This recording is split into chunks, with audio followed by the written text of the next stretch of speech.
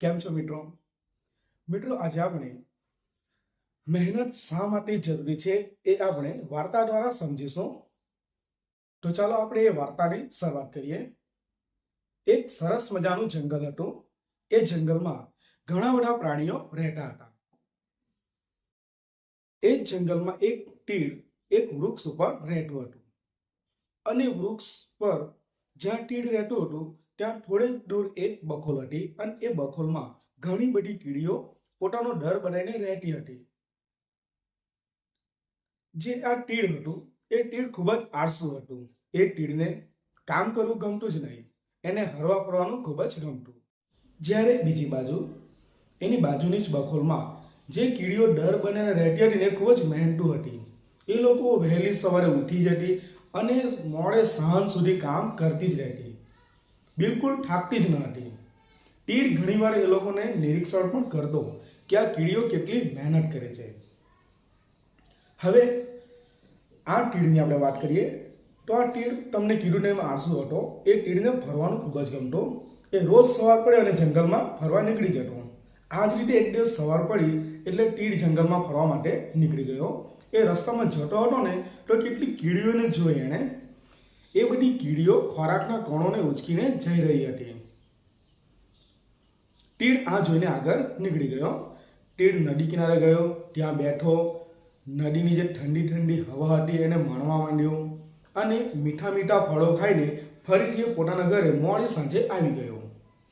એ તીડ એટલો આળસુ હતો ને કે એણે પોતાનું ઘર પણ બનાવ્યું ન હતું. હવે તીડ દાઢી પર આવ્યો અને સૂઈ ગયો. હવે તીડ પાછો બીજી સવારે ફરી ઉઠ્યો તો એણે જોયું તો કે કીડીઓ પોતાના કામે લાગી ગઈ હતી. એટલે તીડથી પછી ન રહ્યો એટલે એણે કહી દીધું કે તમે આટલું બધું કામ શું કામ કરો છો? શું કામ આટલી મહેનત કરો છો? જો મને જુઓ, હું જંગલમાં કેટલી મજા કરું છું, રોજ ફરવા જાઉં છું અને સાંજે આવીને સૂઈ જાઉં છું. કીડીઓ એમને કંઈ જવાબ ન આપ્યો કે કીડી સમજતી હતી કે જ્યારે સમય આવશે ને ત્યારે તીડ સમજી જશે કે મહેનત શા માટે જરૂરી છે. હવે એક સવારે ફરીથી તીડ ફરવા નીકળી ગયો જંગલમાં. ફરીને સાંજે આવી ગયો અને એ સૂઈ ગયો. હવે ધીમે ધીમે દિવસો પસાર થતા જતા હતા અને શિયાળો આવ્યો જંગલમાં. અને શિયાળો આવ્યો એટલે બરફ પડવાનો શરૂ થઈ ગયો. એટલો બધો બરફ પડ્યો કે આખું જંગલ બરફથી ઢંકાઈ ગયું. જંગલના જે વૃક્ષો હતા, જે નાના નાના છોડ હતા, એ બધા છોડ હતા ને એ બરફથી ઢંકાઈ ગયા. હવે આપણે ફરીથી તીડની વાત કરીએ તો કે જે તીડ હતું ને એ વહેલી સવારે એણે જોયું તો કે બરફ પડ્યો હતો અને બધું બરફથી ઢંકાઈ ગયું હતું. તીડ ફરવા ગયો. હવે એને જંગલમાં કોઈ ખોરાક મળ્યો જ નહીં, કેમ કે જે ફળ ખાતો હતો એ બધા વૃક્ષો કે છોડ બધા બરફથી ઢંકાઈ ગયા હતા.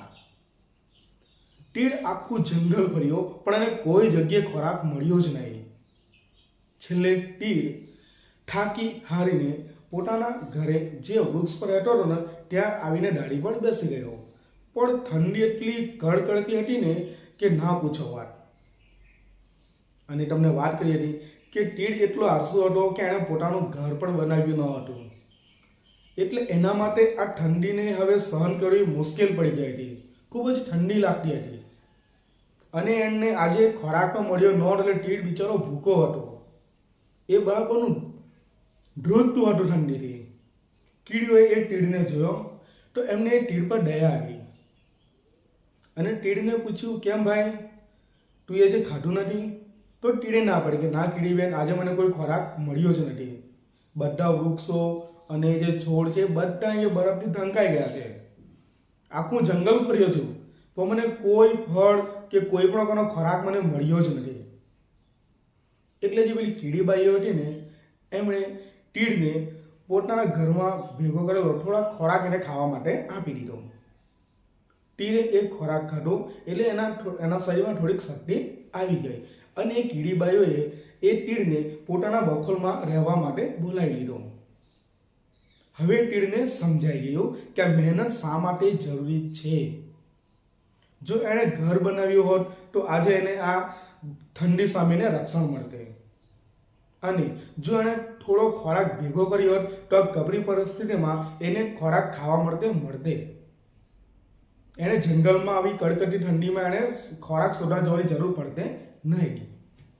તો મિત્રો, આ વાર્તા પરથી આપણને એ શીખ મળે છે કે જ્યારે આપણું શરીર સશક્ત હોય ને ત્યાં ખૂબ જ મહેનત કરી લેવી જોઈએ. જે આપણો સારો સમય ચાલતો હોય ને ખૂબ જ મહેનત કરવી જોઈએ, અને આ જ મહેનતના મીઠા ફળો તમને ખરાબ સમયમાં ખાવા માટે મળશે. અને મહેનત કરો ને મિત્રો, એટલે આપણે ફળ તો મળે જ છે. તો મિત્રો, કેવી લાગી અમારી વાર્તા?